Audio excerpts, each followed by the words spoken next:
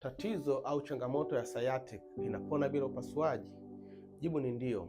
Asilimia 90 mpaka 95 ya watu wote duniani wenye changamoto ya namna hii hupona changamoto hii bila upasuaji.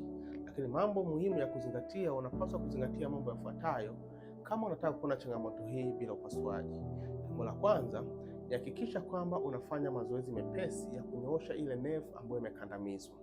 Lakini jambo la pili, hakikisha kwamba unakula mlo sahihi ama chakula cha sahihi ambacho kitasaidia kuponya yale majeraha ambayo yanapatikana katika nerves yako. Lakini jambo la tatu na muhimu, ni muhimu kutafuta tiba sahihi. Tiba sahihi ambayo itakusaidia wewe kurejesha tabasamu lako na kupona majeraha haya yote ambayo yamekusumbua kwa muda mrefu. Sikiliza, kama una changamoto ya aina yoyote ambazo zinahusisha maumivu ya maungio na mifupa, aidha katika maeneo yako ya mgongo, diski au magoti au nyonga na maeneo yote ya maungio ya mifupa na maungio, hakikisha kwamba unachukua namba yangu kwenye simu hapo, kwenye bio hapo, ili uweze kuwasiliana nami, niweze kusaidia namna iliyo bora na namna iliyo sahihi ya kupona changamoto yako ya mifupa na maungio.